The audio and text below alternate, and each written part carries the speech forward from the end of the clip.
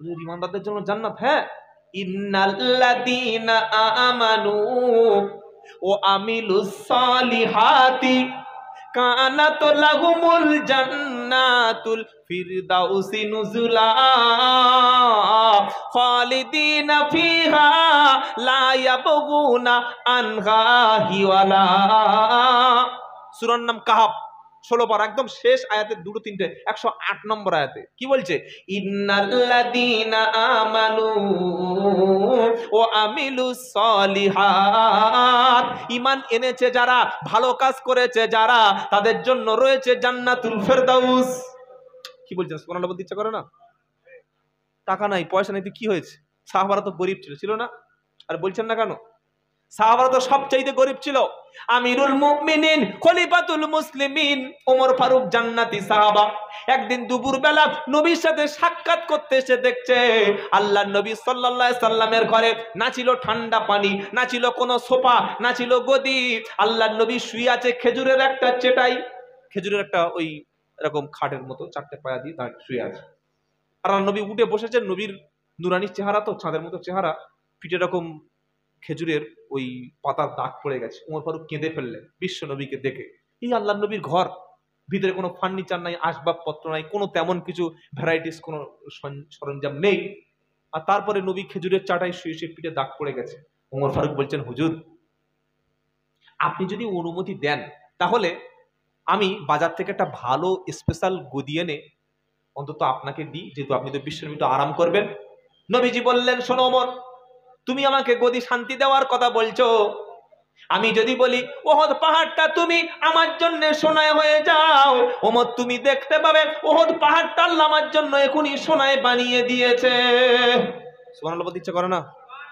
আমি চাই না দুনিয়ার কোনো গদি, আমি চাই না দুনিয়ার কোনো শান্তি, দুনিয়ার কোনো কিছু চাই না। আমি চাই আমার উম্মত যেন জাহান্নামের আগুন থেকে বেঁচে যায়। জোরে বলুন সুবহানাল্লাহ। নবী 13টি বছর মক্কায় নির্যাতিত হলো, 10টি বছর মদিনায় নেতৃত্ব করলো।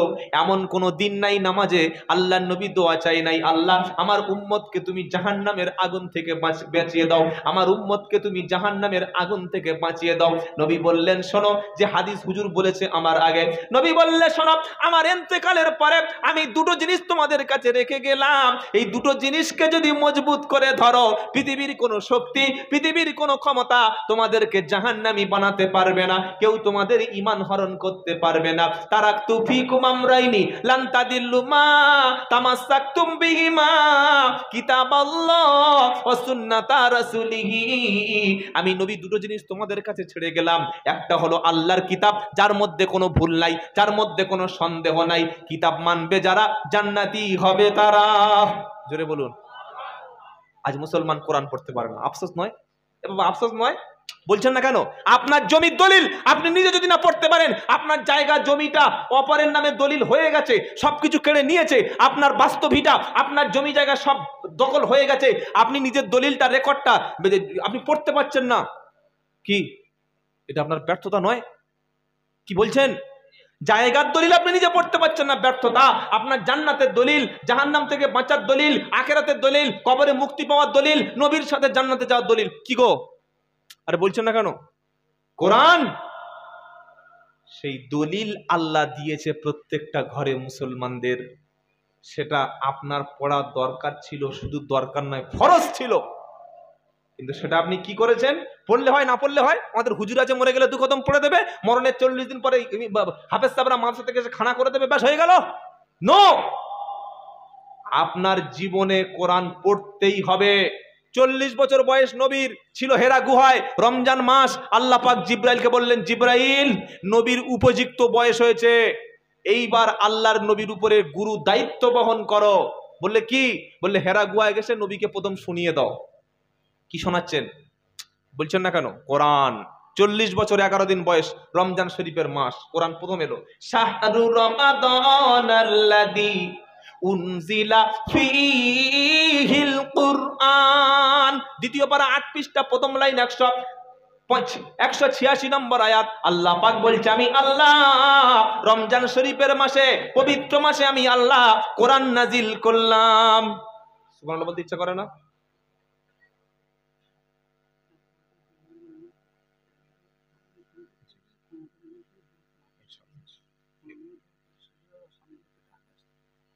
বাবাজিরা কিছু মনে করবেন না, যদি একটু সামনে আগিয়ে আসতেন খুব ভালো লাগতো। একটু আসেন না বাবা, আর জিকির করুন লা ইলাহা ইল্লাল্লাহ। যারা আসতে পারবেন আসবেন, যারা অসুস্থ তারা বসে থাকুন, যাদের কোমর টোমর ভেঙে গেছে তারা থাকুন। আসেন, লা ইলাহা ইল্লাল্লাহ, লা ইলাহা ইল্লাল্লাহ। আচ্ছা, এখানে কবর টবর আছে? এখানে কবর আছে? আগে আসেন। কবর যদি না থাকে তো ফাঁকা রাখছেন কেন? আগে আসেন। মুহাম্মাদুর রাসূলুল্লাহ, নবী আছে কানে শুনি চোখে দেখলাম না, নবী আছে কানে শুনি চোখে দেখলাম না। আচ্ছা, এই পিছনের ভাইরা, আপনারা কি এই ভাইদের সঙ্গে ঝগড়া হয়েছে নাকি? আপনারা ওখানে বসে আছেন, মন খারাপ হয়ে গেছে, সামনে আসুন। আল্লাহ তুমি নিয়ে চলো সোনার মদিনা। মদিনা যাওয়ার ইচ্ছা আছে ইনশাল্লাহ? বলেন না, আরে জোরে বলেন না। কেন গো? মদিনাতে গেলে পরে গুনাহ থাকে না। গুনাহ থাকে? আরে বলেন না। মদিনার মসজিদ গো, এই বাইতুল্লাহ কাবা শরীফে 1 রাকাত নামাজ পড়বেন 1 লক্ষ রাকাতের সওয়াব। সুবহানাল্লাহ বলতে ইচ্ছা করে না? আরাফাতের ময়দানে ওদিন কাঁদবেন, চোখের পানি ফেলবেন, বিগুনা মাসুম শিশুর মতো হয়ে চলে আসবে। যদি বলুন না, মদিনাতে গেলে পরে গুনাহ থাকে না, আল্লাহ তুমি নিয়ে চলো সোনার মদিনা। লা ইলাহা ইল্লাল্লাহ, মহব্বতে বলো লা ইলাহা ইল্লাল্লাহ, লা ইলাহা ইল্লাল্লাহু মুহাম্মাদুর রাসূলুল্লাহ সাল্লাল্লাহু আলাইহি সাল্লাম। কোরআন শেখার গুরুত্ব 2-4 মিনিট কথা বলি, আর বেশি বক্তব্য না, একদম শর্ট করে দেবো, আকাশের পরিস্থিতি খুব খারাপ। শোনেন, আল্লাহর নবী 40 বছর বয়স হলো, তিনি হেরা গুহায় বসে আছেন, চুপচাপ এরকম বসে বসে ধ্যান করছে, ভাবছে যে মদিনার মানুষগুলো, মক্কার মানুষগুলো, বিশ্বের মানুষগুলো কিভাবে ভালো বানানো যায়। এবার জিবরাইল এসে বলছেন, প্রথমে এসে নামাজ পড়ো, একবারও বলেনি। রোজা করো, বলছে না। যাকাত দাও, বলছে না। কুরবানি করো, বলছে না। বাপ মার খেদমত করো, না। এসেই কি বললেন জানেন? সেটা আছে কোরআনে 30 পারা, সূরাটার নাম আলাক। 5টা বাক্য এসে জিবরাইল ফটফট করে বলে দিল। কি বাক্য? এসেই বলছে জিবরাইল নবীর সঙ্গে প্রথম ভিজিট, প্রথম যেদিন দেখা, কি বললো? ইকরা বিসমি রাব্বিকাল্লাযী খলাক, খলাকাল ইনসানা মিন আলাক, ইকরা রাব্বুকাল আকরাম আল্লাযী আল্লামা বিল কলাম, আল্লামাল ইনসানা মা লাম ইয়ালাম। জোরে হবে না সুবহানাল্লাহ? প্রথম জিবরাইল এসে বলছে পড়ো। আচ্ছা, নবী স্কুলে পড়েছে তাই তো নাকি? মাদ্রাসায় কোথাও পড়ে না। নবী বলছে মা আনা, হাদিস বুখারীর আয়েশা সিদ্দিকা বলছে গো, মা আনা বিকারিন, আমি তো পড়তে পারি না, আমি জীবনে কোথাও পড়িনি, কি পড়বো? জিবরাইল আবার বলছে ইকরা, পড়ো। নবী বলছে মা আনা বিকারিন, আমি পড়তে পারি না। জিবরাইল আবার বলছে পড়ুন। নবী বলছে পারি না। 3 বার পরে জিবরাইল যখন নবীকে বুকের সঙ্গে চেপে ধরলো, আলিঙ্গন করলো, নবীর মুখ দিয়ে সঙ্গে সঙ্গে অতি সহজে 5টা বাক্য বার হলো। নবীও বলে ফেললো ইকরা বিসমি রাব্বিকাল্লাযী খলাক। এটার মানে কি? ইকরা, নবী প্রথম বলল পড়ো, জাতিকে বলল পড়ো, সবাইকে বলল পড়ো, মুসলমানকে বলল পড়ো, মানুষকে সবাইকে বলল পড়ো। ইকরা বিসমি রাব্বিকাল্লাযী খলাক, পড়ো তুমি তোমার রবের নামে। জোরে বলুন।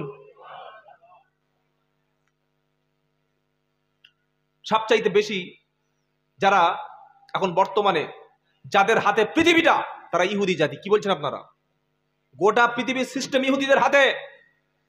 ইহুদিদের ষড়যন্ত্র, সারা পৃথিবী তাদের হাতের মুঠোর মধ্যে। তাদের তদন্ত সংস্থা, তাদের গোপন সংস্থা, তাদের ব্যবসার যে ক্যাপাসিটি, সারা পৃথিবীটা তারা কবজা করে রেখেছে ইহুদি আর খ্রিস্টান। কেন? তাদের হাতে টেকনোলজি রয়েছে, তাদের হাতে রয়েছে শিক্ষা, তাদের হাতে রয়েছে এডুকেশন। কিন্তু আমাদের হাতে কি আছে বলো? কি আছে আমাদের হাতে? কি আছে? আমরা শুধু ওই পড়ে রয়েছি এখনো পর্যন্ত ছোট্ট ছোট্ট বিষয় নিয়ে মারামারি, ঝগড়া, অশান্তি করবেন না। বাঁচতে চাইলে পড়াশোনা করুন, নিজের ছেলেকে উচ্চ শিক্ষায় শিক্ষিত করান, অনেকে ভাববেন চাকরি নাই, আরে চাকরি নেই তো কি হচ্ছে, চাকরির জন্য পড়াশোনা নয়, পড়াশোনা করলে তবে আপনার চোখ খুলবে, পড়াশোনা করলে আপনি দেশের অবস্থা বুঝতে পারবেন, পড়াশোনা করলে আপনার সমাজ কোন জায়গায় বুঝতে পারবেন, পড়াশোনা করলে আপনি জ্ঞানী হবেন। সেদিন জিব্রাইল প্রথমে বললেন নবী পড়ুন আপনার রবের নামে। আবার জিবরাইল কি বলছে, ইকরা বিসমি রাব্বিকাল্লাযী খলাক খলাকাল ইনসানা মিন আলাক, পড়ুন আপনার রবের নামে যিনি মানুষ সৃষ্টি করেছেন জমাট বাঁধা রক্ত দিয়ে, বীর্য দিয়ে, নুতফা দিয়ে, আলাক দিয়ে। আবার জিবরাইল বলছে, কি বলছে, আল্লাযী আল্লামা বিল কলম ইকরা ওয়া রাব্বুকাল আকরাম, পড়ো তোমার সেই রবের নামে যিনি সবচাইতে সম্মানিত। দুবার পড়তে বলেন, কবার গো? আর বলছেন না কেন? দুবার বললেন পড়ো। আর 3 নম্বর কি বলছেন, আল্লাযী আল্লামা বিল কলম, যিনি কলম দ্বারা, এই পেন কলম শুনছেন, এই কলম দ্বারা যিনি মানুষকে ইলম শিক্ষা দিয়েছেন, বলুন সুবহানাল্লাহ। দুবার বললেন পড়ো আর একবার কলমের কথা স্মরণ করো, তার মানে লেখো। কি পড়ো আর লেখো, মানে পড়ালেখা করো, পড়াশোনা করো, ডিগ্রি অর্জন করো, এডুকেটেড হও, এডুকেশন অর্জন করো। শেষে কি বললেন, আল্লাযী আল্লামা বিল কলম আল্লামাল ইনসানা মা লাম ইয়ালাম, আল্লাহ বলছে তিনি জ্ঞান দিয়েছেন, ইলম দিয়েছেন, বান্দাকে শিখিয়েছেন সেটাই যেটা বান্দা জানতো না। সেজন্য আপনার উপরে আমার উপরে ফরজ পড়াশোনা, জ্ঞান, ইলম চর্চা করা। সকলে বলুন, বাচ্চা হলেই, জন্মের পরেই আপনার বাচ্চাকে প্রথম করবেন হাফেজ, ইনশাআল্লাহ বলেন তো দেখি। হাফেজ হয়ে কেউ ডাক্তার হতে পারে না? পারে না? পারে। হাফেজ হয়ে কেউ মাস্টার হতে পারে? পারে। হাফেজ হয়ে ইঞ্জিনিয়ার হতে পারে, ব্যারিস্টার হতে পারে। হাফেজ হয়ে দেশ চালাতে পারে, চালাচ্ছে। হ্যাঁ, দেশটার নাম কি? তুরস্ক। তার নাম কি? Recep Tayyip Erdogan. প্রথম তিনি কোরআনের হাফেজ হলেন, তারপর তিনি এই একজন হাইলি এডুকেটেড ব্যক্তি হলেন, তারপরে রাষ্ট্রনেতা হলেন। তুরস্কের প্রেসিডেন্ট প্রথম পরিচয় কোরআনের হাফেজ, বলুন সুবহানাল্লাহ। আর আমরা মাদ্রাসায় পড়বো, ফকিরের ছেলে পড়াবে, ইতিমের ছেলে, গরিবের ছেলে, বিধবার ছেলে। এই যে ইলম বা ইসলামের প্রতি ঘৃণা আপনার ঈমান যাওয়ার প্রথম কারণ। শুনছেন কি বলছেন আপনারা? পয়সাওয়ালা ছেলে মিশনে পড়বে, আলামিনের মতো মিশন, রহমতে আলম মিশন, আর বড় বড় এই রামকৃষ্ণ মিশন। আর এই মাদ্রাসায় গরিব, ফকির, বিধবা, মিসকিন, খাওয়া হয় না। পুরা এই মাদ্রাসায় আলিফ বা তা সা জিম হা খা, ডাল খা, নুন খা, দুপুরে সুখে থা, এটাই তো নাকি? আর আমার ছেলে কোটি কোটি টাকার মালিক, মিশনে পড়বে, ডাক্তার হবে, মাস্টার হবে, ইঞ্জিনিয়ার হবে, ও মসজিদ করবে। এই যে আলেম ওলামা আর ইমান আর ইসলাম আর কোরআন আর হাদিসের প্রতি ঘৃণা, এই ঘৃণা থেকে মানুষ এক সময় আল্লাহ এবং রসুলকেই ঘৃণা করতে শুরু করে। মনে রাখবেন, যতদিন পৃথিবীতে আলেম বেঁচে থাকবে ততদিন ইসলাম টিকে থাকবে, বলুন সুবহানাল্লাহ। যেদিন আলেম শেষ সেদিন থেকে ইসলাম শেষ। আলেম যদি পৃথিবীতে না থাকে, আপনি যারো সন্তান হয়ে কবরে যাবেন। বলি আপনি এত বড়? হ্যাঁ, আমি আব্দুল্লাহ জুবাইর বলছি, আপনি যারো সন্তান হবেন। কেন? ছেলে আর মেয়ের বিয়ে কে পড়ায়? আপনাদের এই এলাকার বড় ডাক্তার, তাই তো নাকি? ছেলে মেয়ের কে বিয়ে পড়ায়? হাই স্কুলের মাস্টার, তাই তো? ইঞ্জিনিয়ার, ব্যারিস্টার, পঞ্চায়েত মেম্বার, প্রধান সাহেব, এমএলএ সাহেব না। ওই ফকিরের বেশে ঘোরা, দুটো মাথায় টুপি আর মুখে দাড়ি, ওই ইমাম সাহেব এসে পড়াবে। আপনার ছেলে আর মেয়ের বাচ্চা হবে, বাচ্চাটা হালাল হবে না হারামজাদা হবে, এটা ইমাম সাহেব তার বৈধ করে দিল বিয়ে। সে যদি বিয়ে না পড়ায়, ইমাম সাহেব যদি না থাকে, আলেম যদি না থাকে, একটা হালাল থাকবে না, সব হারাম তৈরি হবে, সব বাস্টার্ড তৈরি হবে। কি হবে না? হবে না? কি বলছেন আপনারা? আর মরে গেলে ওই লাশটাকে গোসল দিয়ে জানাজার 4টে তাকবীর বলে ওই আলেমদের নেতৃত্বে তোমাকে কবরে যেতে হবে। সেজন্য আলেম বিদ্বেষী কখনো হওয়ার চেষ্টা করো না। আর আল্লাহ কোরআনে সাফ শুনিয়ে দিয়েছে, ও ঈমানওয়ালা, নিজেরা পাকামি করো না, ফয়সালা করো কোরআন হাদিস থেকে। কি বলছে আল্লাহ?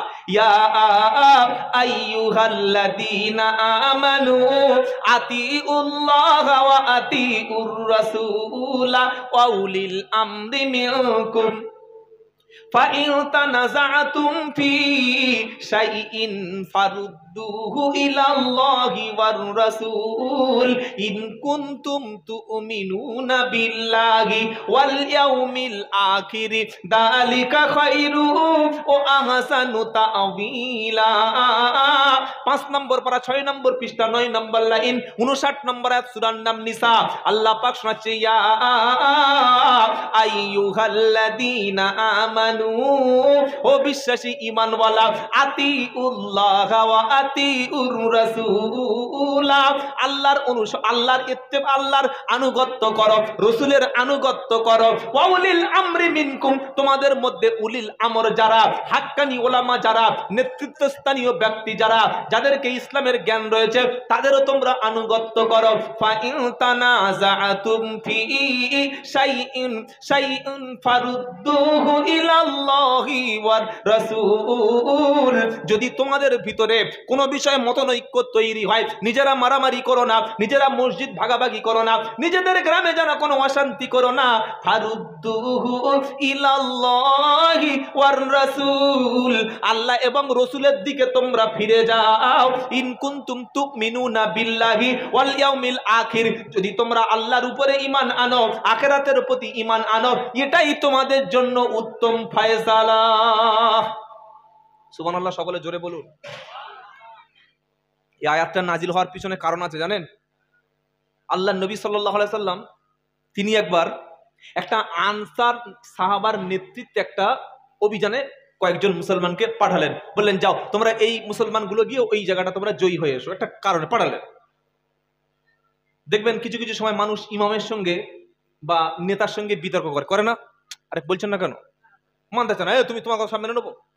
তো আল্লাহর নবী আমিরকে মেনে নেওয়ার ব্যাপারে অনেক বড় কথা বলেছেন। ওই আমির বা তোমাদের লিডার, সে যদি বেটে কালো খাটো বোঁচা হয়, তারপরে আমিরের নেতৃত্ব মেনে নাও। বলুন সুবহানাল্লাহ, এটা ইসলামের আদেশ। তোমাদের লিডার, তোমাদের নেতার আমিরকে মেনে নাও। সাহাবারা বললেন, তর্কে জড়িয়ে গেলেন আমিরের সাথে, বলল না আমরা মানবো না। একজন দুজন তর্ক করলো। ওই সময় ওই আমির সাহেব যে ছিলেন, যিনি লিডার ছিলেন, সে বলল আগুন জ্বালাও। কাঠ সংগ্রহ করে, কাঠ সংগ্রহ করা হলো, আগুন জ্বালানো হলো এবং তিনি বললেন যে সবাই মিলে তোমরা আগুনে ঝাঁপ দাও। একজন যুবক বলল, কি আমরা আগুনে ঝাঁপ দেব? আমরা ইসলাম কবুল করেছি, আমরা মুসলমান হয়েছি আগুনে ঝাঁপ দেওয়ার জন্য নয়, বরং কলেমা পড়েছি আগুন থেকে বাঁচার জন্য। জোরে বলুন সুবহানাল্লাহ। আমরা তো আগুনের দিকে চলে যাচ্ছিলাম, রাসূল তো আগুন থেকে ফিরিয়েছে। আমরা কন্যা সন্তান হলে জীবন্ত মাটির মধ্যে পুঁতে দিলাম, রাসূল তো এসে কন্যা সন্তানের মর্যাদা দিয়েছে, আমরা কন্যা সন্তান পুঁতে দিতাম। আর মুহাম্মদ সাল্লাল্লাহু আলাইহি ওয়াসাল্লাম এসে বললেন, 3 কন্যা সন্তানের পিতা আমি রাসূল একসঙ্গে জান্নাতে থাকবো যদি 3টি কন্যা সন্তানকে মানুষ করে। বলুন সুবহানাল্লাহ। তুমি বলছো যে আগুনে ঝাঁপ দাও, আমরা অতক্ষণ পর্যন্ত তোমার সিদ্ধান্ত মানবো না যতক্ষণ রাসূলের কাছে না যাব। আল্লাহর নবীর কাছে গেলেন, বলেন হুজুর এই ব্যাপার ঘটে গেছে। নবী বললেন, শোনো, আল্লাহ এবং রাসূলের নির্দেশ তোমরা আত্মহত্যা করো না। সুতরাং তোমরা যদি আমার কাছে ফায়সালা নেওয়ার আগে আমিরের ওই অনৈতিক অবাধ্য কথা শুনে, ভুল কথা শুনে যদি তোমরা আগুনের মধ্যে ঝাঁপ দিতে, ওই আগুন থেকে কিয়ামত পর্যন্ত, কিয়ামতের পরেও পার হতে পারতে না, মানে জাহান্নামী হতে। তাহলে কি বোঝা গেল? এই ক্ষেত্রে আমিরের কথা মানা যাবে না যে ক্ষেত্রে আমির কোনো ভুল সিদ্ধান্ত দেয়। আল্লাহ বলছেন আতিউল্লাহ ওয়া আতিউর রাসূল, আল্লাহর আনুগত্য করো, রাসূলের আনুগত্য করো। আর উলিল আমর যখন বললেন মিনকুম, তোমাদের নেতৃত্বস্থানীয় ব্যক্তি আমিরের কথা মানো, তখন কিন্তু আর আতি শব্দ ব্যবহার করলেন না, অনুগত হও এই শব্দ ব্যবহার করলেন না। কেন? আল্লাহ এবং রাসূল এই দুই জনের ক্ষেত্রে চোখ বন্ধ করে অন্ধর মতো একদম পূর্ণাঙ্গভাবে আল্লাহ এবং রাসূলের কথা বিনা প্রশ্নে, বিনা দ্বন্দ্বে, বিনা শর্তে মেনে নেওয়া ফরজ। আর আল্লাহ এবং রাসূলের পরে যদি কেউ অর্ডার করে, কোনো কথা বলে, সেই কথাটা জাস্টিফাই করতে হবে কোরআন হাদিস ইজমা কিয়াসের মানদণ্ডে। আল্লাহ এবং রাসূল ছাড়া পৃথিবীর যত কোনো বড় ব্যক্তি হোক, তার কথাটা চোখ বন্ধ করে অন্ধর মতো চোখ বন্ধ করে মেনে নেওয়ার যুক্তি বিধান রাসূল দেন নাই। তবে আল্লাহ বলেছে আল্লাহ এবং রাসূলের আনুগত্য করো, তোমাদের বড় বড় ওলামা কেরামদের আনুগত্য করো। যদি তোমাদের বিষয়ে মতনৈক্য হয়, তাহলে সিদ্ধান্ত করবে কোরআন আর হাদিস দিয়ে। বলুন সুবহানাল্লাহ। নবীর হাদিস সেটা শোনাচ্ছিলাম, তারাকতু ফিকুম আমরাইনি লান তাদিল্লু মা তামাসসাকতুম বিহিমা। আমি নবী তোমাদের কাছে দুটো জিনিস ছেড়ে গেলাম, একটা কিতাবুল্লাহ আল্লাহর কোরআন, আর একটা সুন্নাত আর রাসূলি আমার সুন্নাত। নবী বলেনি যে আমার হাদিস মেনে নাও, শুনলেন? সুন্নাত মেনে নাও। এক আল্লাহর কিতাব, দুই নবীর সুন্নাত। এক কিতাব, দুই নবীর সুন্নাত। এই দুইটি যদি তোমরা মানতে পারো, ধরতে পারো, আমল করতে পারো, লান তাদিল্লু তামাসসাকতুম বিহিমা, তোমাদের কেউ কখনো কোনোভাবে তোমাদেরকে পথভ্রষ্ট, খারাপ পথে নিয়ে জাহান্নামে ফেলতে পারবে না। তোমরা কিয়ামতের দিন নবীর সাথী হয়ে জান্নাতে যাবে। বলুন সুবহানাল্লাহ, বলুন সুবহানাল্লাহ। সময় খুব কম, আর একটা কথাই বলে আমরা শেষ করে দেব, সেটা হচ্ছে আমরা যারা এসেছি পুরুষ মানুষ, আমাদের ইসলাম যেমন মর্যাদা দিয়েছে, নারীকেও ইসলাম সেই মর্যাদা দিয়েছে। বলুন সুবহানাল্লাহ। আপনার উপরে প্রধান দায়িত্ব হালাল খাদ্য খাওয়া, 5 ওয়াক্ত নামাজ পড়া। জান্নাতে যেতে চান ইনশাআল্লাহ? বলেন দেখি, জোরে বলেন ইনশাআল্লাহ। খালি 5 ওয়াক্ত নামাজটা পড়ুন, হালাল খাদ্য খাবেন, দুটো কাজ আজ থেকে করবেন। সকলে ইনশাআল্লাহ বলুন দেখি, জোরে বলেন। 5 ওয়াক্ত ফরজ নামাজ, হালাল খাদ্য। বলেন 5 ওয়াক্ত ফরজ নামাজ, হালাল খাদ্য। সকলে বলেন 5 ওয়াক্ত ফরজ নামাজ আর হালাল খাদ্য। সাথে সাথে আমার স্ত্রী, আমার সন্তান, আমার অধীনে যারা আছে তাদেরকে সুপথে ইসলামের উপরে আপনি পরিচালনা করবেন। মরণের সাথে সাথে আপনি আপনার পরিবার নিয়ে আল্লাহ জান্নাতে চলে যাবেন। জোরে বলুন সুবহানাল্লাহ। 3টে কাজ বলেছি, 5 ওয়াক্ত ফরজ নামাজ, হালাল খাদ্য, আর আত্মীয় স্বজন নিজের পরিবারের লোকের সঙ্গে সৎ আচরণ করবেন। সবচাইতে কিয়ামতের দিন যে আমলটা আল্লাহর কাছে বেশি পছন্দ হবে সেটা হচ্ছে আত্মীয় স্বজন, পরিবারের সঙ্গে, মানুষের সঙ্গে ভালো আচরণ। শেষ আয়াত বলে আমরা বিদায় নেব। অনেক কিছু বলার ছিল, কিন্তু আকাশের যা প্রেক্ষাপট তৈরি হচ্ছে, হঠাৎ বৃষ্টি আসলে সমস্যা হয়ে যাবে। আর বেশি রাত বক্তব্য করে ফজরের নামাজ কাজে আমারও যেতে হবে অনেক দূর, এটা উচিত নয়। শুনতে পেলেন? 3টি কাজ আজ থেকে করব। 5 ওয়াক্ত ফরজ নামাজ সকলে পড়বো, বলুন ইনশাআল্লাহ। হালাল খাদ্য, হালাল ব্যবসা গ্রহণ করব, সকলে ইনশাআল্লাহ বলুন, সকলে বলুন ইনশাআল্লাহ। যারা হারাম খান তওবা করে আজ থেকে ছেড়ে দেবেন। সুদ, ঘুষ, জেনা, ব্যভিচার, অন্যায়, অশ্লীল কাজকে ছেড়ে দিয়ে ইমাম সাহেব, যোগ্য ইমামের নেতৃত্বে মসজিদে চলে আসুন। আপনার সন্তানকে মাদ্রাসায় পাঠান। প্রত্যেকটা ইয়াং মেয়েকে আপনি পর্দার সঙ্গে বার করবেন, এটা ফরজ। আপনি যত বড় দাড়িওয়ালা, পাঞ্জাবিওয়ালা, টুপিওয়ালা, আমির সাহেব, মুফতি সাহেব, পীর সাহেব, ফকির সাহেব হন, আপনার বাড়িতে যুবক যুবতী যদি বেপর্দার সঙ্গে চলে, এর জন্য আপনাকে জাহান্নামে যেতেই হবে। 5 ওয়াক্ত ফরজ নামাজ, হালাল খাদ্য, নিজের পরিবারটাকে বাঁচাবো, বলুন ইনশাআল্লাহ। এই কাজটা করলে কিয়ামতের দিন আল্লাহ ডেকে ডেকে জান্নাতে নেবে। জোরে বলুন। বলে যে দলিল প্রমাণ আছে? হ্যাঁ, এই শেষ দলিল দিয়ে আজকের মতো বিদায় নেব। কি কি কাজ? 5 ওয়াক্ত ফরজ নামাজ, হালাল খাদ্য, নিজের পরিবারটাকে সঠিক পথে আনা। যদি আনতে পারি, আল্লাহ কি বলবে? ইয়া ইবাদি লা খাউফুন আলাইকুমুল ইয়াউম ওয়ালা আনতুম তাহজানুন আল্লাযীনা আমানু ওয়া কানু ইয়াত্তাকুন আল্লাযীনা আমানু ওয়া কানু বিআয়াতিনা মুসলিমিন উদখুলুল জান্নাতা আনতুম ওয়া আযওয়াজুকুম তুহবারুন। জোরে আল্লাহু আকবার বলবেন না? আজকের মতো শেষ আয়াত, 25 পারা সূরা যুকরুফ 68 নম্বর আয়াত। কি বলছে আল্লাহ? ইয়া ইবাদ, কিয়ামতের দিন আল্লাহ বলবে আমার বান্দা চলে আয়, চলে আয়, চলে আয়, এ বান্দা চলে আয়।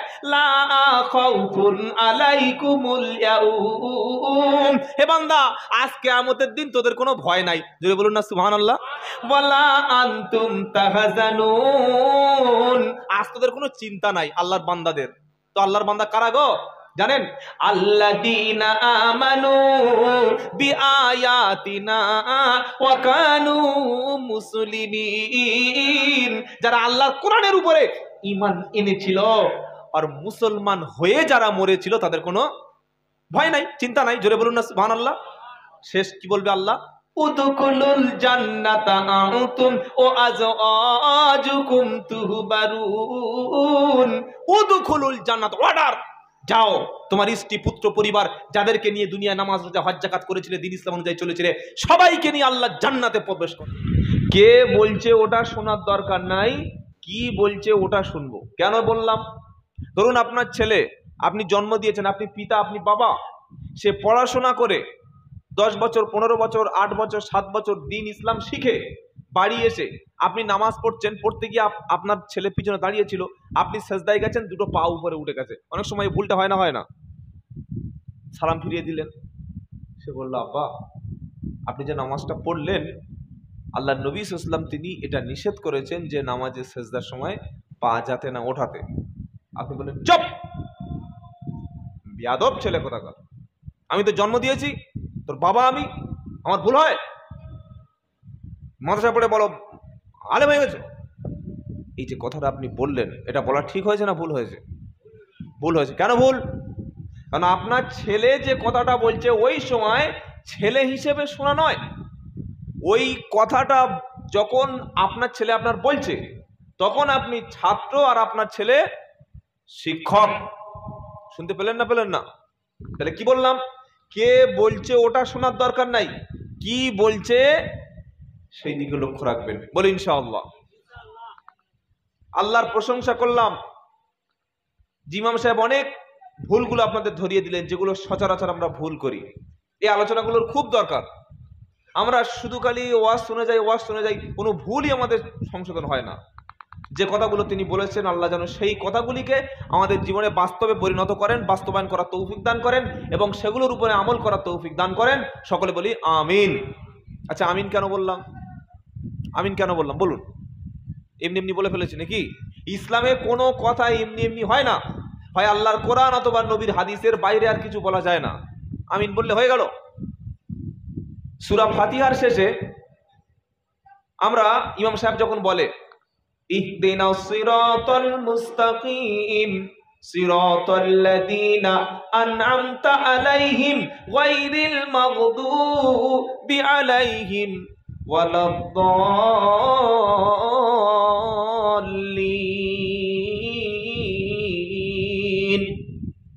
আমরা যারা হানাফি মাযহাব মেনে চলি, আমরা মনে মনে কি বলি বলেন না? আচ্ছা, আমিন কেন বলেন? কে বলতে বলেছে? নবী বললেন, শোনো, যখন কোন বান্দা সূরা ফাতিহার শেষে আমিন বলে, আল্লাহর ফেরেশতা জিবরাইল তিনিও তোমাদের সাথে আমিন বলে। আর যে সমস্ত ফেরেশতা নামাজে হাজির হয়, যখন সূরা ফাতিহা শেষ হয়, আল্লাহর ফেরেশতারা তারা বলে আমিন। আর ফেরেশতাদের আমিনের সাথে তোমাদের আমিন যখন মিলে যাবে, ওই আমিনটা তখন কবুল হবে। হযরত মনে থাকবে ইনশাআল্লাহ? মনে থাকবে বাবা? তাহলে আমরা আমিন কেন বলি? ফেরেশতারা বলে আমিন, আমরাও বলি আমিন। ফেরেশতাদের আমিনের সাথে আমাদের আমিনটা যখন মিলে যাবে, আমাদের সূরা ফাতিহা কবুল হবে। আর সূরা ফাতিহা যখন কবুল হবে, আমাদের নামাজ তখন কবুল হবে। বাবা ফ্যানটা বন্ধ করুন। ফ্যানটা বন্ধ। এইদিকে আপনাদের ফ্যান লাগবে, ওইদিকে ঘুরে দিন। আর একটু দর্শকদের দিকে ঘুরে দিন। হ্যাঁ হ্যাঁ, আমার যা চেহারা, এর উপরে ফ্যান দিলে আমি এমনি উড়ে যাব। কি আপনাদের দিকে একটু হাওয়া যাক, দেখি তাকবীর দিন, নারায়ে তাকবীর। আপনারা মনে হয় আমার উপরে খুব রেগে আছেন নাকি? হ্যাঁ, নারায়ে তাকবীর, নারায়ে তাকবীর। জি না না, কোনো সমস্যা নেই, যেটা সহজ আছে জি। আলহামদুলিল্লাহ। তাহলে ভাই শোনাচ্ছিলাম, আল্লাহ তাআলা তিনি আমাদেরকে এখানে আসার সুযোগ দিয়েছেন। আর আজকের এমন একজন মহা মানুষের আলোচনা করব, যিনি আল্লাহর পরেই পৃথিবীতে সবচাইতে সম্মানের, আর কারো সম্মান তার উপরে নাই। তিনি কি বলতে পারবেন? হযরত মুহাম্মদ মুস্তাফা সাল্লাল্লাহু আলাইহি ওয়াসাল্লাম। এমন একজন মহামানব যার জীবনে কোনো ভুল নাই। একটা মানুষ বার করুন যে ভুল করেনি। কিন্তু আল্লাহর নবী সাল্লাল্লাহু আলাইহি সাল্লামকে আল্লাহ তাআলা ভুলের ঊর্ধ্বে রেখেছিলেন। জোরে বলুন। 2 নম্বর, আল্লাহর নবীজি হলেন নেতা। কি এটা বললে আবার আপনারা স্থানীয় যারা আছেন পার্টি করেন, আমার উপরে অখুশি হবেন না। কি রে, আমাদের নেতাদের ভুল হচ্ছে না। আপনি যে কোনো দল করুন, কিন্তু নবী হলেন বিশ্ববাসীর নেতা। কি এই অঞ্চলের নেতা নয়, ওয়েস্ট বেঙ্গলের নয়, আপনাদের এটা কোন থানা? গুড়াপ থানার নয়, হুগলি জেলার নয়, ওয়েস্ট বেঙ্গলের নয়, ভারতবর্ষের নয়, কিংবা এশিয়া মহাদেশের নয়, পৃথিবীর নয়। পৃথিবীর নয় না, তামাম বিশ্ব। শুধু খালি পৃথিবী নিয়ে বিশ্ব নয়, চাঁদ আছে, সূর্য আছে, গ্রহ আছে, নেপচুন আছে, ইউরেনাস আছে, প্লুটো আছে, যত রকমের গ্রহ, নক্ষত্র, তারকাজি আছে, ব্ল্যাক হোল, যা কিছু আছে, সবার নেতা হিসাবে আল্লাহ তাআলা মুহাম্মদ সাল্লাল্লাহু আলাইহি ওয়াসাল্লামকে পাঠিয়েছেন। বলুন সুবহানাল্লাহ। কেমন নেতা? তার চরিত্র, তার ক্যারেক্টার, আখলাক কেমন? আমরা যখন কোনো নেতার চরিত্র খারাপ শুনি সেই নেতার পিছনে আমরা থাকি। আরে বলছেন না কেন? কেউ চুরি করলো ধরা পড়লো, ডাকাতি করলো ধরা পড়লো, খুন করতে গিয়ে ধরা পড়লো, রেপ করতে গিয়ে ধরা পড়লো, ধর্ষণ করতে গিয়ে ধরা পড়লো, আমরা কি বলি? ওই চিটিং বাস, ওর পিছনে থাকবে না। আপনাদের যোগ্য ইমাম কিংবা আমার নাম আব্দুল্লাহ জুবায়ের শেখ, যদি আপনি আমার গ্রামে গিয়ে শোনেন যে লোকটা চুরি করতে গিয়ে ধরা পড়েছে বা ধর্ষণ করতে গিয়ে ধরা পড়েছে বা ডাকাতি করতে গিয়ে ধরা পড়েছে, আপনারা আসার সময় আমাকে 1000-500 টাকা হাদিয়া দিয়ে আর মুসাফা করে চলে আসবেন, তাই তো নাকি? শালা চিটিং বাজ, তুমি এই বক্তব্য করতে আসো এত জালিমাল, বলবেন না বলবেন না? উম্মত প্রশ্ন করল, নবী আমরা আপনাকে নেতা বলে মেনে নেব, আমরা আপনাকে রসুল বলে মেনে নেব, আপনার চরিত্রটা একটু জানতে চাই। আল্লাহ পাক বলছে, হাবিবি গো, তোমার চরিত্রটা আমি বিশ্ববাসীর কাছে তুলে ধরেছি, তোমার চরিত্র আমি গোপন করব না।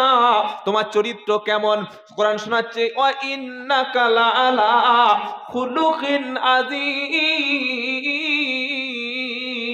জোরে বলুন সুবহানাল্লাহ। ওয়া ইন্নাকা, নিশ্চয়ই আপনি, লালা খুলুকিন আযীম। এই যে আজিম, আমরা নামাজে রুকু করি বাবা, রুকু করি না? আরে হ্যাঁ না বলেন না, রুকুতে কি বলি? সুবহানা রাব্বিয়াল আযীম। এখানে আযীম শব্দ ব্যবহার করি। আজিম মানে মহান, বিশাল, যার শেষ নাই, সীমা নাই, পরিধি নাই, যেটাকে কখনো পরিমাপ করা যায় না। মানুষের শরীরে গরম হলে ডাক্তারের কাছে গেলে থার্মোমিটার দিয়ে চেক করে ডাক্তার বলে দেয় 98.4 ডিগ্রি তোমার টেম্পারেচার, অথবা 100 কিংবা 102 তোমার জ্বর, বলে না বলে না? এটা পরিমাপ করা যায় থার্মোমিটার দিয়ে। প্রচন্ড জোরে ঝড় হবে, আবহাওয়া দপ্তর থেকে বলে দিল 150 কিলোমিটার জোরে ঝড় হবে, 100 কিলোমিটার জোরে ঝড় হবে। এটা বাতাসটা পরিমাপ করে বলে দেওয়া যায়। সমুদ্রের তলায় কতটা গভীর আছে, প্রশান্ত মহাসাগর কত গভীর, আটলান্টিক মহাসাগর কত গভীর, ভারত মহাসাগর কত গভীর হতে পারে, বঙ্গোপসাগর কত গভীর হতে পারে, এটা বিজ্ঞানীরা পরীক্ষা করে বলে দিতে পারে। আকাশের বৃষ্টিটা কত পরিমাণ সেন্টিমিটার বৃষ্টি হচ্ছে, এটা গভীর কত বলে দিতে পারে। রক্তের মধ্যে ব্লাড ক্যান্সার আছে কিনা, রক্তের মধ্যে কোলেস্টেরল আছে কিনা, রক্তের মধ্যে সুগার আছে কিনা, রক্তের মধ্যে কতটা প্লেট আছে, আপনার ব্লাড প্রেসার বিপি কতটা আছে, এটা বিজ্ঞানীরা টেস্ট করে বলে দিতে পারে। ভূমিকম্প হয়ে যাওয়ার পর কতটা পরিমাণ ভূমিকম্প হলো রিক্টার স্কেলে পরিমাপ করে বলে দেয়া যেতে পারে। আল্লাহ পাক বলছে, হাবিবি গো, বাতাস মেপে শেষ করে দেওয়া যাবে, পানি মেপে বলে দেওয়া যাবে, দুধ মেপে বলে দেওয়া যাবে, মাটি মেপে বলে দেওয়া যাবে, পৃথিবীর সবকিছু মাপা যাবে, কিন্তু আপনার চরিত্র কেউ যদি মাপতে আসে, তামাম পৃথিবীর সমস্ত মানুষ মেপেও আপনার চরিত্র কখনো শেষ করতে পারবে না। আপনি কার উম্মত? সেই নবীর উম্মত গো। আজিম শব্দ আল্লাহ ব্যবহার করেছেন। রুকুতে গিয়ে বলছি সুবহানা রাব্বিয়াল, একটু জোরে বলেন না, আযীম। সেই মহান আল্লাহর প্রশংসা করছি, যিনি মহান, যার চাইতে মহান, যার থেকে মহান আসমানের নিচে জমিনের উপরে আর নাই। আর নবীর ক্ষেত্রে আল্লাহ একই শব্দ ব্যবহার করেছেন। আল্লাহ বলেছেন কি? ওয়া ইন্নাকা লাআলা খুলুকিন আযীম। হে নবী, আপনি মহান চরিত্রের উপরে প্রতিষ্ঠিত। বলুন সুবহানাল্লাহ। বলছি নবীর চরিত্র কিরকম একটু বলো দেখি। 1 নম্বর নবীর চরিত্র হলো, জীবনে কখনো তিনি অহংকার করতেন না। আমাদের একটা লোক পয়সা হওয়ার আগে আর পয়সা হওয়ার পরে চরিত্র পাল্টায় না পাল্টায় না? আরে বলছেন না কেন? পয়সা হওয়ার আগে কথার স্টাইল আলাদা, পয়সা হয়ে যাওয়ার পরে কথার স্টাইল আলাদা। নেতা হওয়ার আগে কথার স্টাইল আলাদা, নেতা হওয়ার পরে কথার স্টাইল হয় আলাদা। কি নবী নবুয়ত পাওয়ার আগে যেমন ছিলেন, পরে একই ছিলেন না? ছিলেন না? আর কি বলছেন আপনারা? নবী যখন নবী হলো, মদিনায় চলে গেল, শুধু তিনি নবী নয়, মদিনার রাষ্ট্রপতি হয়ে গেল, মদিনার শাসন ক্ষমতা চলে গেল। সুবহানাল্লাহ বলেন। মক্কার বাইরে থেকে, আরবের বাইরে থেকে মানুষগুলো এসে আল্লাহর নবী সাল্লাল্লাহু আলাইহি সাল্লামের কাছে, তারা যখন মদিনার মসজিদে আসতো, নবীর অফিস ছিল মদিনার মসজিদ। আজকের আমাদের মুসলমানদের মসজিদে কিছু করা যাবে না, নামাজ রোজা ব্যাস বার হয়ে এসো না। মসজিদ হচ্ছে মুসলমানদের আলোচনার, সমাজ পরিবর্তনের, সমাজের উন্নতির, দিক নির্দেশনার, মুসলমান সোশ্যাল যেখান থেকে সমাজ পরিচালনা হবে, সেই সেন্টার, সেই মার্কাজ, সেই মূল জায়গাটা হচ্ছে মসজিদ। বলুন সুবহানাল্লাহ। আজকে আমরা মসজিদে গিয়ে নামাজ পড়ে চলে আসি, কোনো নির্দেশনা পাই না। আর নবী ছিলেন মসজিদের লিডার, মদিনার লিডার। মদিনার রাষ্ট্রটা পরিচালনা হতো মসজিদ থেকে। জোরে বলুন না সুবহানাল্লাহ। মক্কার বাইরে থেকে যারা আসতো, নবীকে কখনো দেখেনি, তারা মানুষদের মধ্যে এসে জিজ্ঞাসা করতো তোমাদের মধ্যে মুহাম্মদ সাল্লাল্লাহু আলাইহি সাল্লাম কেমন? কারণ হলো নবী কখনো চেয়ারে কোনোদিন বসতেন না, নবী কখনো পায়ের উপরে পা তুলে বসতেন না, নবী কখনো সবার সামনে একটা উঁচু চেয়ার, উঁচু গদি নিয়ে বসতেন না, নবী কখনো সবার থেকে আলাদা বসতেন না। আপনাদের গ্রামে হাই স্কুল আছে না নাই? আছে বাবা। হাই স্কুলে দেখবেন মাস্টারদের একটা রুম আছে, সমস্ত মাস্টারদের রুম যেখানে, সেখানে হেডমাস্টারের জন্য একটা স্পেশাল কি থাকে? Chair, room, office. কিন্তু আল্লাহর নবী বলছেন শোনো, হেডমাস্টারের জন্য আলাদা চেয়ার আছে, নবীর জন্য কিন্তু আলাদা কোনো চেয়ার ছিল না। আপনি থানায় যাবেন, থানার ওসির জন্য আলাদা একটা চেয়ার রয়েছে, সব অফিসার যেখানে বসে তার জন্য চেয়ার আলাদা। নবান্নে চলে যাবেন মুখ্যমন্ত্রীর কর্মস্থলে, মুখ্যমন্ত্রীর যেখানে সমাজ, যেখান থেকে রাজ্য পরিচালনা করে, তার জন্য আলাদা একটা স্পেশাল চেয়ার আছে। আপনি যে কোনো একটা স্পেশাল ব্যক্তির কাছে যাবেন, সেখানে দেখবেন স্পেশাল চেয়ার আছে। কিন্তু বাইরের লোকেরা নবীকে দেখতে এসে তারা বলেছে তোমাদের মধ্যে মুহাম্মদ সাল্লাল্লাহু আলাইহি সাল্লামকে তিনি অনাড়ম্বর জীবন পরিচালনা করতেন, তিনি একদম সামাজিকভাবে সবার মতো সাধারণ জীবনযাপন তিনি পরিচালনা করতেন। যে আমি রাষ্ট্রনেতা, আমি নবী, আমি রসুল, তাহলে এমন একটা চেয়ারে বসবো, এমন একটা স্ট্যাটাস দেব, এমন একটা স্টাইল দেব যে মানুষ যেন আমার ধারে কাছে না আসতে পারে, মানুষ আমার সঙ্গে কথা বলার না সুযোগ পেতে পারে, মানুষ যেমন আমার প্রোটোকলের মধ্যে না আসতে পারে, সেরকম কোনো চরিত্র তার মধ্যে ছিল না। সাধারণের সঙ্গে মিলে মিশে তিনি কাজ করতেন। বলুন সুবহানাল্লাহ। 2 নম্বর, এই মহামানুষটি জীবনে কখনো চেয়ারে বসে খাবার খাননি। সুবহানাল্লাহ, কি আখলাক! সুবহানাল্লাহ, কি আখলাক! কারণটা কি? চেয়ারে বসে হেলান দিয়ে বাবুর মতো, অফিসারের মতো খেলে নিজের মনের মধ্যে একটা অহংকার আসে না? আসে। কিন্তু আপনি যখন, শুনে রাখুন, আপনি যখন কোনো মাদ্রাসায় গিয়ে দেখবেন ছেলেরা কিভাবে খায়, ওলামারা কিভাবে খায়, ওস্তাদরা কিভাবে খায়, কোনো হাক্কানি পীরের দরবারে গিয়ে দেখবেন, কোনো যোগ্য ওলামাদের কাছে দেখবেন, দ্বীনের সাথীদের কাছে গিয়ে দেখবেন, যখন প্রকৃত মুসলমান খায় দস্তরখান বিছিয়ে নেয়, একটা পা থাকে উপরে, বাম পা থাকে নিচে, মাথাটা নিচু করে আদবের সঙ্গে গোলামের মতো খায়। আর এই খাবারটা হচ্ছে সুন্নাত তরিকায় খাওয়া। বলুন সুবহানাল্লাহ। চেয়ারে বসে পায়ের উপরে পা দিয়ে টেলিভিশনটা ছেড়ে দিয়ে বাঁদিকে রিমোট কন্ট্রোল করছে, এলসিডি চ্যানেল চেঞ্জ করছে, আর এদিকে খাবার খাচ্ছে, দুহাত চলছে। কি এই যে আমাদেরকে দেখছেন, হ্যালো, কি কি মুসলমানের খাবার? এদিকে খবর দেখছে আর এদিকে খানা খাচ্ছে।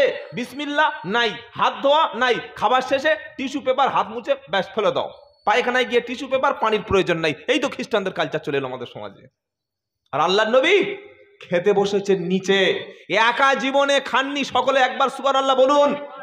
নবীজি যখন খাবার খেতেন, হয় সাহাবাদের সঙ্গে নিতেন, তা না হলে কোনো একজন বিবির রুমে গিয়ে তাদের সঙ্গে একসঙ্গে বসে খাবার খেতেন।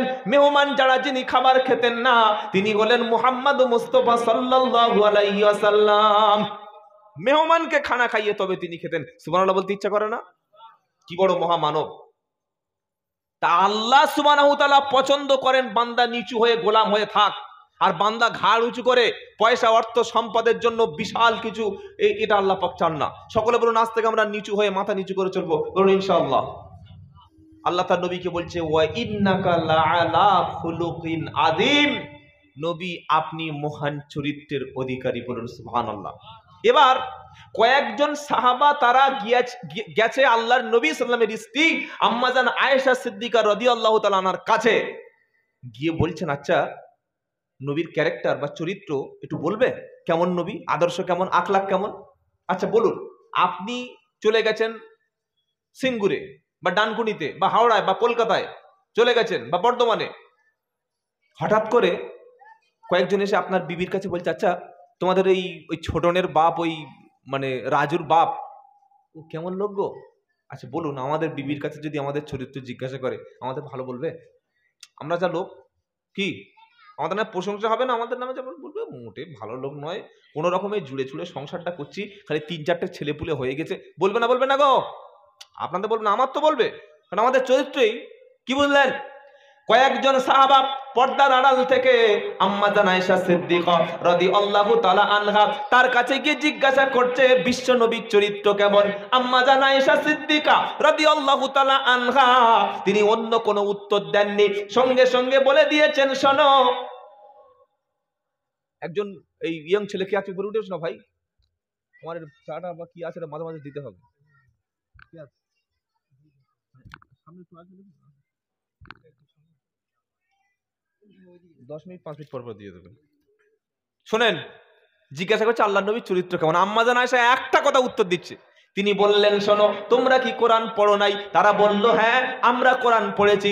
আম্মা জান আয়েশা সিদ্দিকা রাদিয়াল্লাহু তাআলা আনহা বলেন, তোমরা যদি কোরআন পড়ে থাকো তবে আমার কাছে কেন রাসূলের চরিত্র জিজ্ঞাসা করছো? 30 পারা কোরআনের মধ্যে যা আছে, আর নবীর 40 বছর বয়স থেকে 63 বছর পর্যন্ত নবীর নবুয়াতের জীবনে যেটা দেখতে পাও, 30 পারা কোরআন হলো আমার নবীর চরিত্র। জোরে বলুন না সুবহানাল্লাহ। আপনি আপনার নেতাকে ভালোবাসুন, বাসুন না, কি আপনাকে বাসতে বলেছে? নেতার জন্য জীবন দিন, মার খান, জেলে যান, কিন্তু এই কথা কোনোদিন বলবেন না আমার নেতার চরিত্র ফুলের মতো পবিত্র। বলি না? বলি না? বলি না?